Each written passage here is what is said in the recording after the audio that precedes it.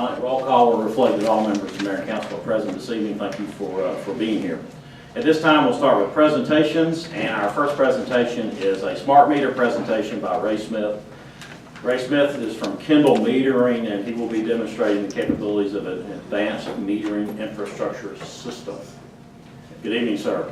Good evening. Let me get you, make sure your mic's on out there. Okay, can you hear me? No, sir. No.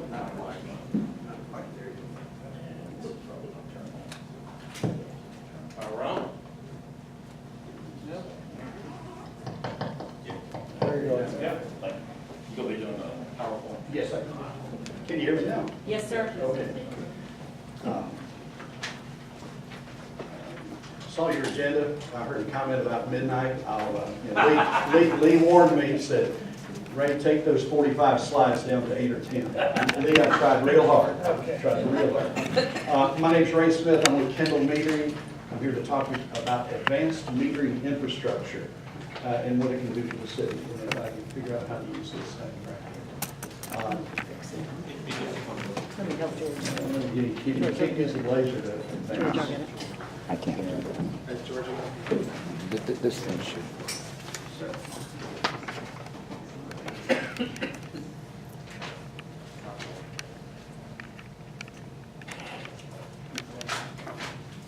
Maybe you can probably, because it did work earlier.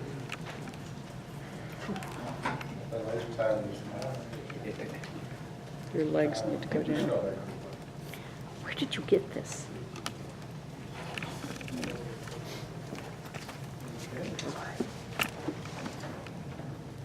AMI is Advanced Metering Infrastructure, and it's a system, we go to the first slide, please. Try clicking it now, sir.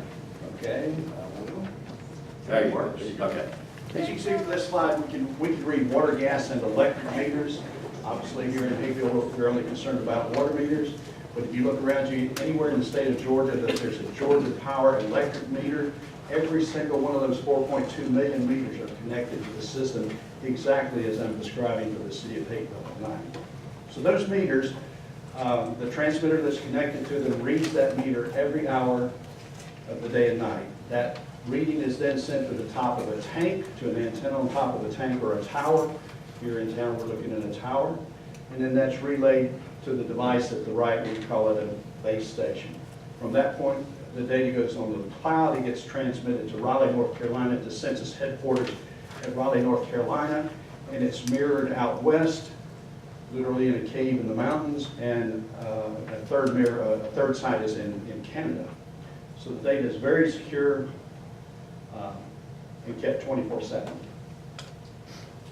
This is a map of the city, and typically when we design a system for AMI, we use a radius of 1.5 miles to 2.5 miles from the antenna site. You can see from this antenna site, within a mile range, we're easily covering everything within the city.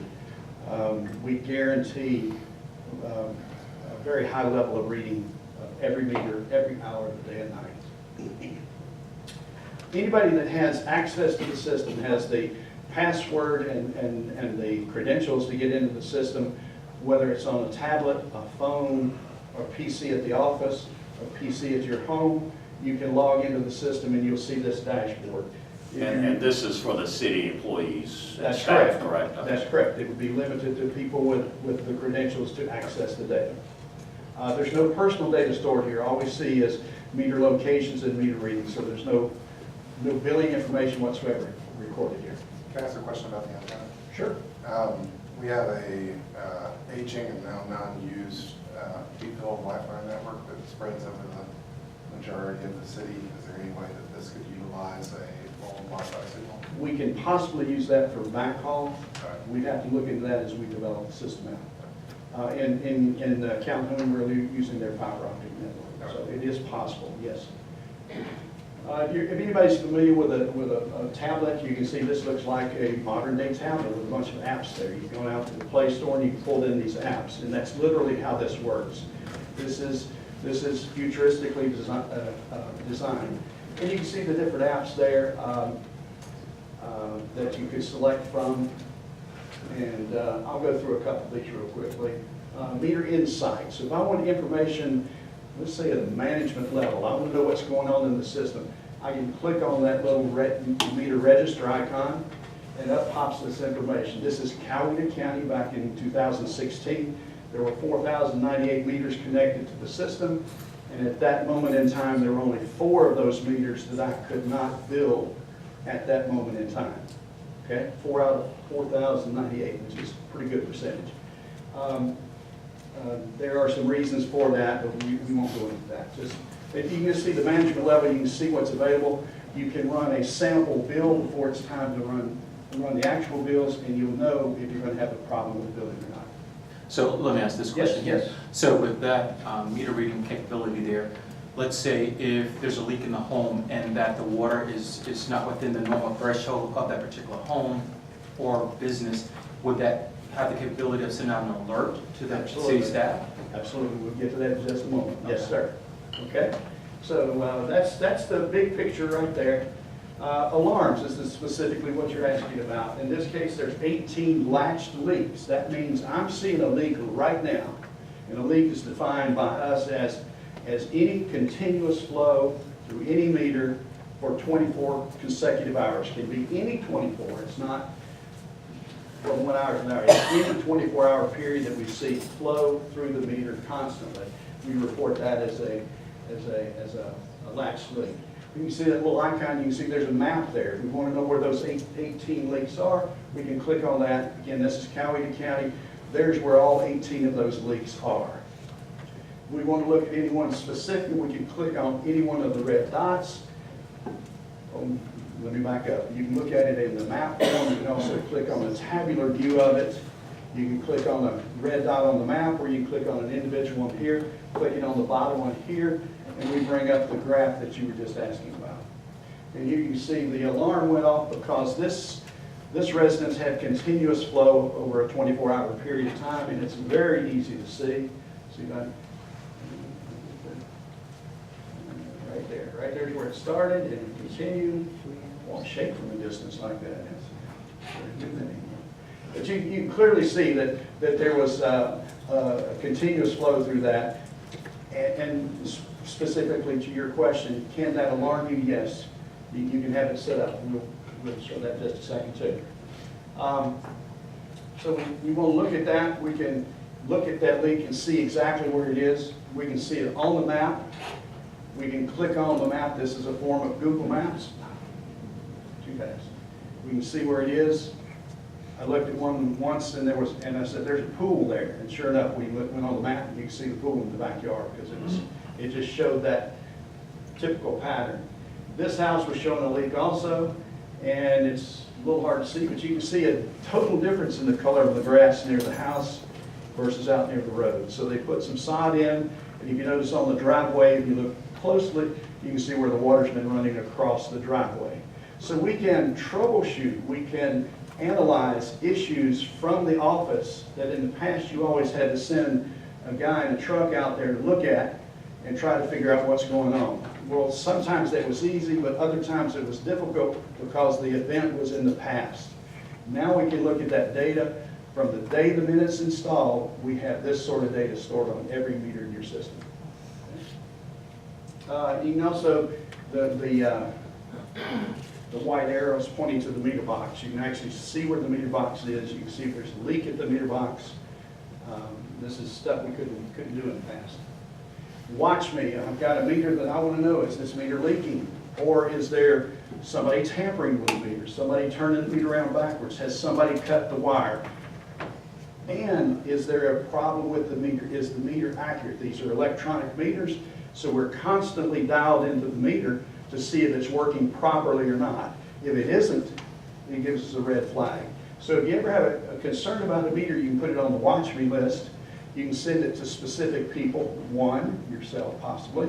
Everybody in this room that has been set up to receive those could get a message. It could be either a text, an email, or however you want to send it to them. So yes, we can watch a meter. It's like putting Post-its on the wall.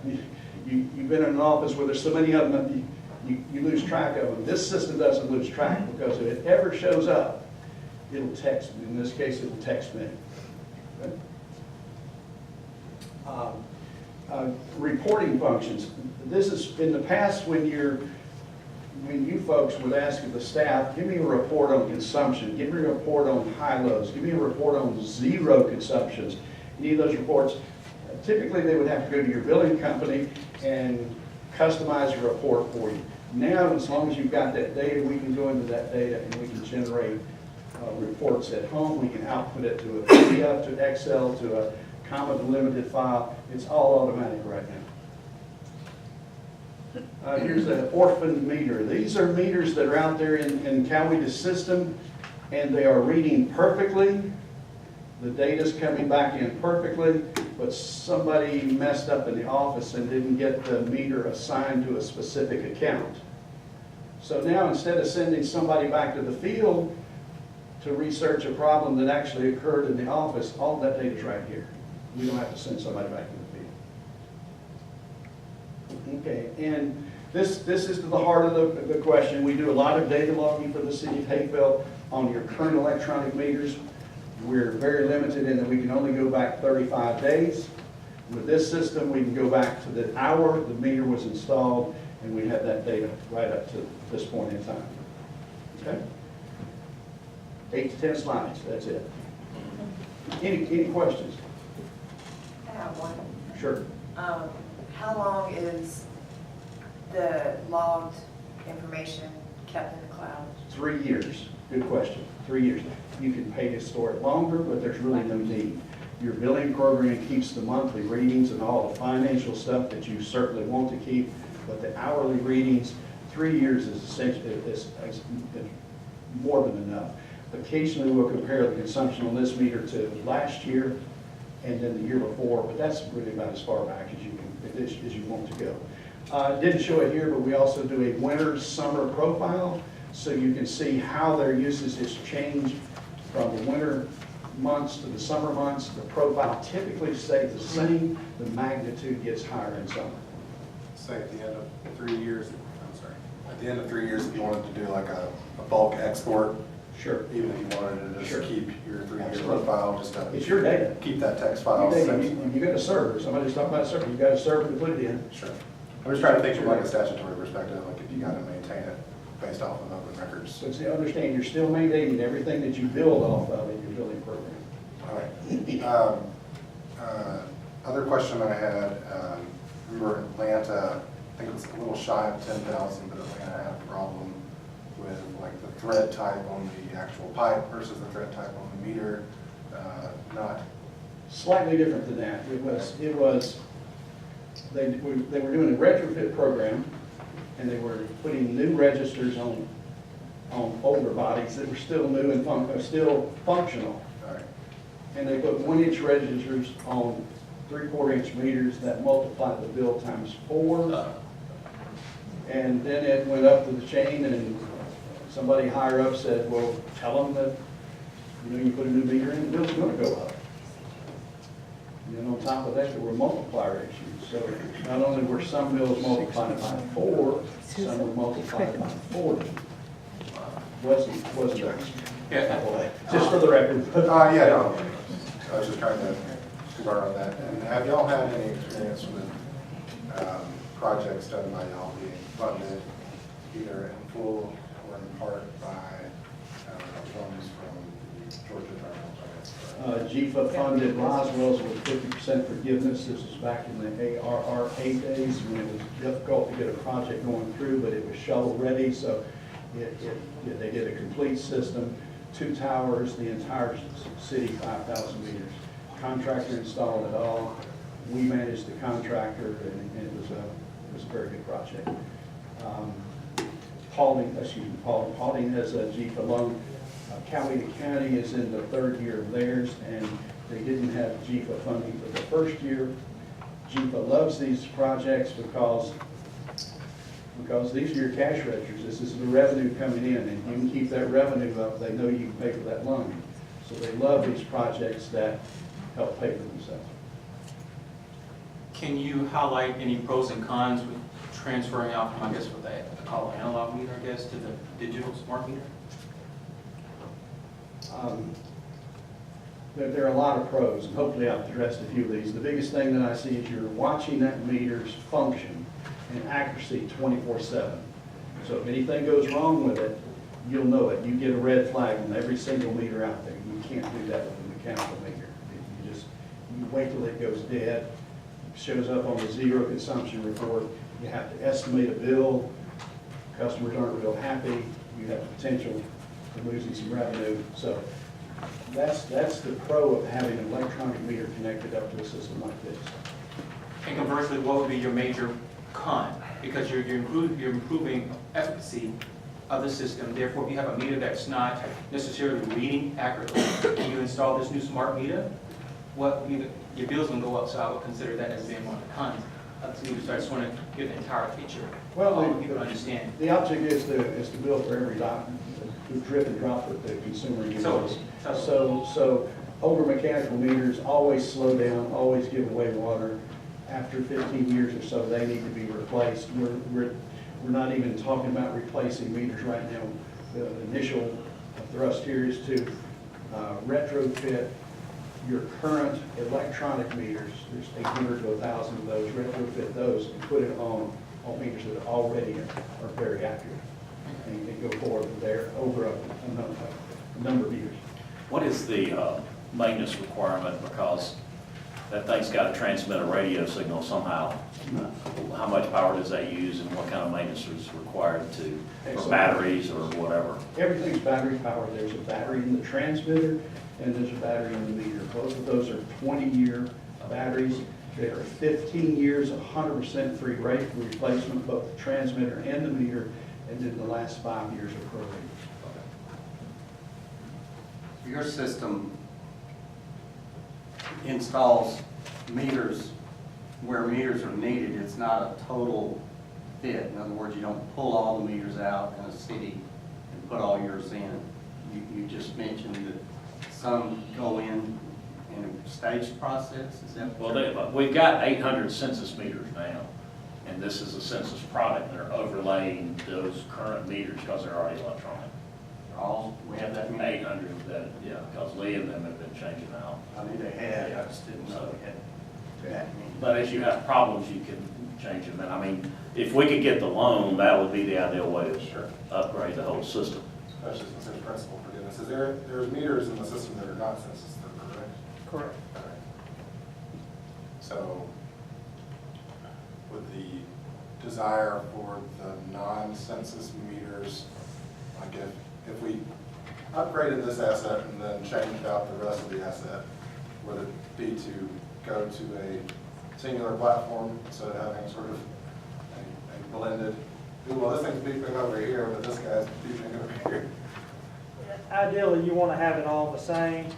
What we're talking about is a two-phase approach, is getting this infrastructure in place first so we can read back 90 days and go ahead and take advantage of what we've already done by putting in these new smart meters. Go ahead and retrofit those to work on this system. That would be the first step. Phase two would be go and get all the old meters that are in the ground, get those out and bring them up to the standard so they can be on par with the other ones. Now, are cities utilizing contractors to install these meters instead of bogging down their staff with that? It varies. Okay. An example, Coweta County started off with a contractor. They did the first 3,000 meters with a contractor. Then they decided they would do the next phase in-house, and that bogged down and they got nowhere. Yeah. So the next phase, they went to a contractor. Long story behind that, that contractor got fired for lack of performance. They went back to the original contractor, and they're moving forward again. What's the lifetime of these meters? 20 years. The meters that you're installing right now have a 20-year AWA, American Water Works Association, new meter accuracy guarantee. So they'll be accurate for 20 years. They're not have to replace it free of charge. Besides the battery. Correct. What's the typical life of a old meter? The mechanical meters, AWA C701 meter, they're generally assumed to be 15 years. That's what AWA said in their studies indicate was 15 years. Depends on the water quality. 100% depends on the water quality. With excellent water, you can get good accuracy for a little longer than that. We would, at least in the process of going through your meters, if somebody asks a question about what's in the system, some of that's unknown. We're going to identify every one of those and see how old those meters are. You don't want to throw away assets that are perfectly functional and perfectly accurate. So ideally, you'd start with the oldest ones first. And what is an average ballpark per meter cost, and what kind of fee, ongoing fee do you have for the data storage and for your services? The water meter is $114, the transmitter is $140, and the ongoing charges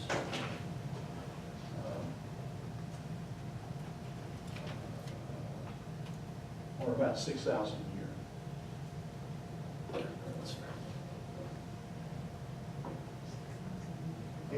The ongoing charge is based on how many meters you have on the system, so it goes up as you.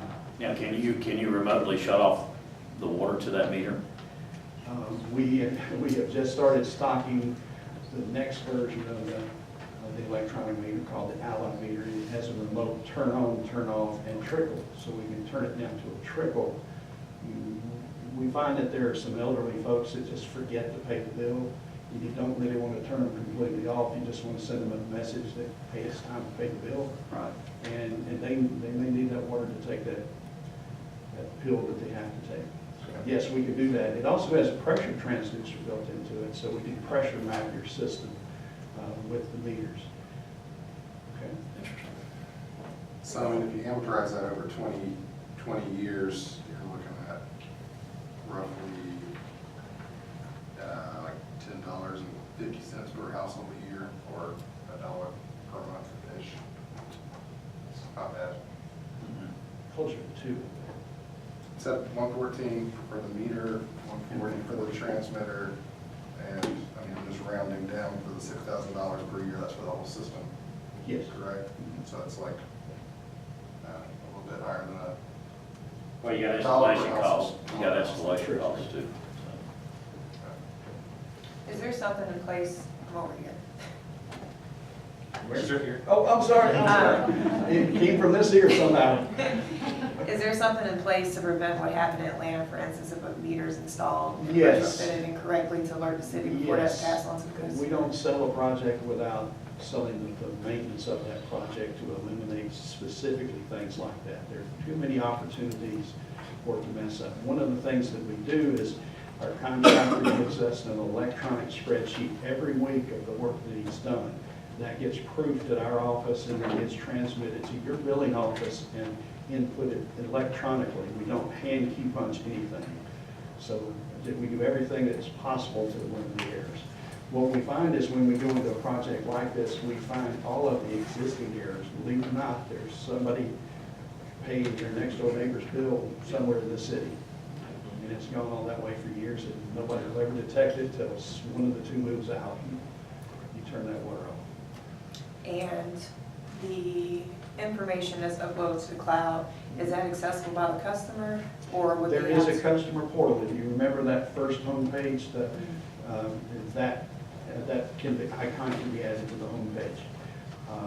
Gainesville has one and Roswell has one. The rest of the accounts have just looked at it, and although it's not that costly, the the buy-in has been very, very low. In Gainesville, they offered it and got very small acceptance. Then they analyzed the ones that did accept it, and they found that people would look at it one time and then forget it. Yeah. It's what's important is that you have all these tools for the folks in the office to have that at their fingertips. So a complaining customer calls in, they click on the account, they can do that by the account number. The customer has the bill in front of them, customer's name, customer's address, customer's meter number, customer's transmitter. Any of those they can click on and that account will pop up. And everything that you saw on these graphs like this one is available with a few mouse clicks. So while they're on the phone with a customer, they can see what's going on and they can analyze anything that might be an anomaly. Obviously the address, but is there any other unique ID that cross-references between, say, this and our billing system that's built on top of like Tyler Technologies? Yes.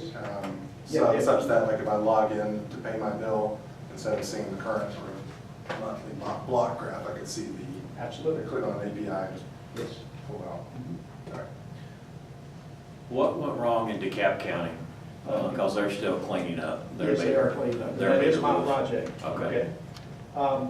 2014, we had some meters came out of the factory. These are 100% electronic, and they weren't sealed properly. They had ramped up because sales were just booming, and we had a large number went to DeKalb County that had moisture intrusion.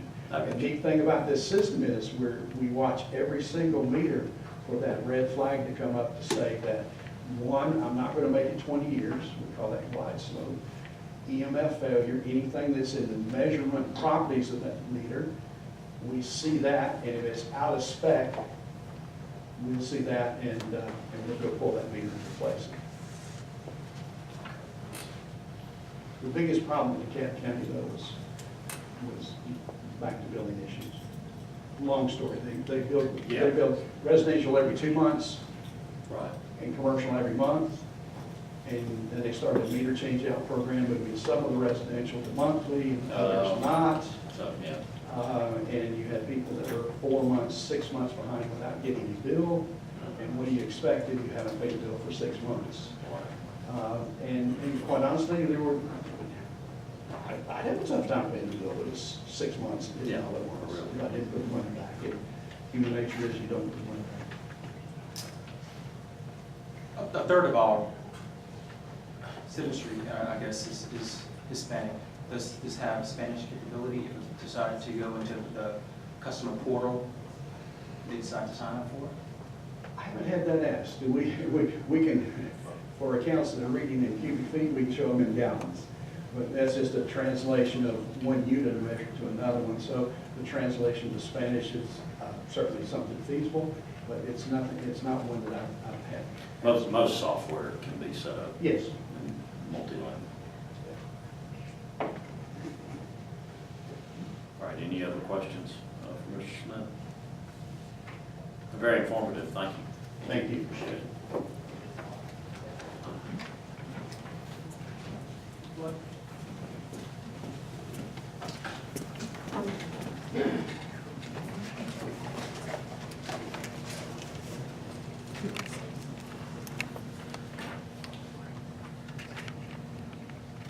All right, next, thank you, Mr. Smith, for that. Very informative. Thank you. Appreciate you. Next item up, we have a presentation for Spin the District, presentation by Cookie Smoke and Andrea Town from our Destination Marketing Organization, ATL Airport District. Good evening. Good evening. Yeah. Wait until we get our presentation up. We've got a new event that we've been working on for about a year now, and we're really excited about it. It seemed the perfect opportunity for our south side of town. If any of you venture out on the weekends around here and around over on Main Street, you do know that there's a lot of cyclists. And we just decided that we were ripe for a big event and something that would tie cycling into our area. So we decided on a 3-day race, criteriums, and then a 1-day event that's going to take place in Union City. And I'm going to wait till we get the, yeah, there we go. Okay, so it's going to take place September 21st through the 23rd. The very first night event is going to be a race at the East Point Velodrome. And I'm sure most of you are familiar with that. It's one of the few in the Southeast United States, and we thought we would utilize that for a Friday night event. Saturday will be a criterium here in Hateville. And we purposely planned it for Saturday because it's going to partner up with your wonderful locomotion event. And we felt like it was the perfect time because the entertainment will already be built in, and it would tie in, maybe bring more people to the locomotion, and also, you know, they would stay and enjoy the evening, dine in your restaurants, go to Arch's Brewery, all of the above. Then Sunday, we're doing an event in College Park, which is also going to be a criterium, which is and listen, I had no clue what any of these terminologies were, so if any of you don't know, please don't be embarrassed, you know, because it's all new to us. But we brought our resident cycling expert with us, and his name is Michael Barman, and he has done a cycling event in the city of Hapeville and is very familiar with it. So he kind of informed us on what these things were called. So a criterium is a short race, if you will, and then we are going to College Park to also do another criterium. And then in October, we're going to do a race, well, and it's not a race, it's a ride. It's called a Grand Fondo. And it takes place over, how many miles is it, Michael? Up to 60 to 100. Okay, so I'm signing up for that, aren't you all? 60 to 100 miles, right? Get your spandex out and ride in the Grand Fondo in Union City. So anyway, this is an event that it was Andrea Town, our marketing VP's brainchild, and she kind of brought it to me and said, I think we should own cycling on the south side. And you know, we started really talking about it and looking at it and looking at what it involved, and it made sense for us. And so you can kind of see on the map where the criterium will take place. It's not far from where we are right now. But it'll be close enough to tie into the locomotion, and we will promote the locomotion in conjunction with it so that, you know, the folks that attend the criterium know that there's other events going on in the city that they can partake of. So, and we will also have things going on in the immediate area of the criterium. So it'll be a lot of great activity going on in your city, and a great opportunity for us to showcase the South Side and how great we all know it is to other people. And you know, we even, Miss Charlotte, you have to read our description because you'll love it, because it does say, spin the district in downtown Hapeville where small town America meets big city trendy arts district. You like that? Okay. So we want to promote Hapeville, the arts, we want to promote the locomotion, and we want to tie it all in for this event to take place in September. I can tell you that we've already been working on it. We've already built a website. You're more than welcome to go on that website and certainly sign up to participate. It's at spinthedistrict.com, and we've